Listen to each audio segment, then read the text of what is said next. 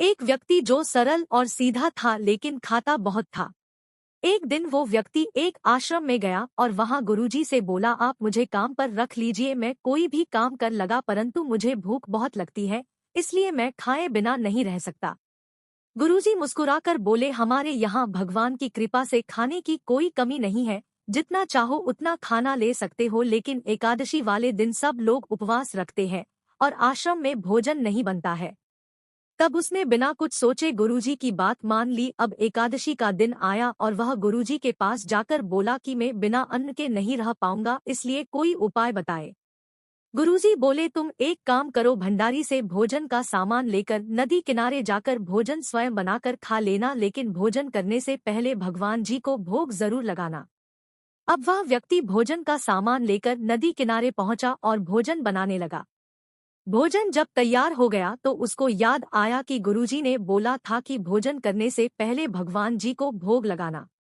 वह बोला, राजा राम आइए, प्रभु राम आइए, मेरे भोजन का भोग लगाइए। परंतु भगवान नहीं आए। फिर वह बोला कि हे प्रभु, आज एकादशी है, आपको आज मंदिर के भोग नहीं लगेगा और आप भोजन नहीं कर पाएंगे, इसलिए आप यहाँ आकर भोजन कीजिए।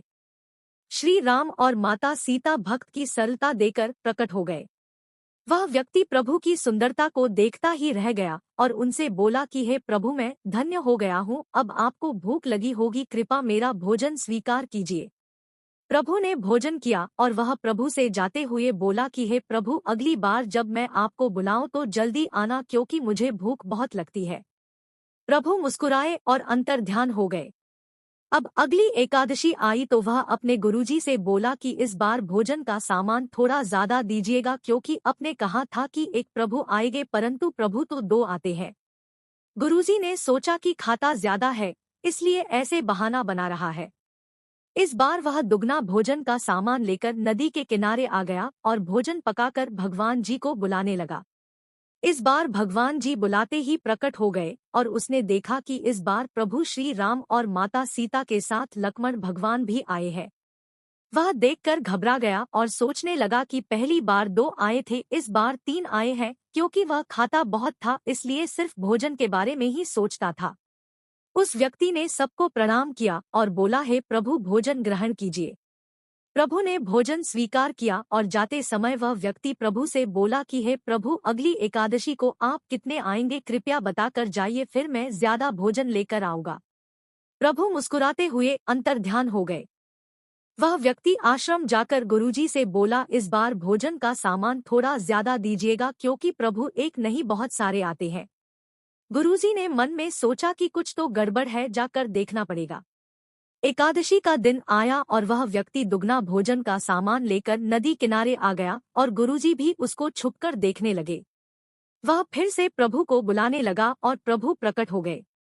इस बार प्रभु के साथ हनुमान जी और अन्य देवी देवता भी आए। उस व्यक्ति ने सभी को प्रणाम किया और बोला कि हे प्रभु, मैं इतना भोजन नहीं बना सकता हूँ, कृपा आप खुद ही बनाएं और फिर भोग लगाएं। उसको बात करता देख गुरुजी वहां आकर बोले कि तुम किससे बात कर रहे हो, यहाँ तो कोई भी नहीं है। वह व्यक्ति बोला कि हे प्रभु, ये आपकी कैसी लीला है, आप मुझे दिख रहे हो पर मेरे गुरुजी को नहीं। ऐसा क्यों प्रभु? भगवान श्री राम बोले कि तुम बहुत ही सीधे और सरल व्यक्ति हो, तुम्हारे मन में किसी के लिए भी द्वेष नहीं है, परंतु तुम्हारे गुरुजी अभी सरल नहीं है।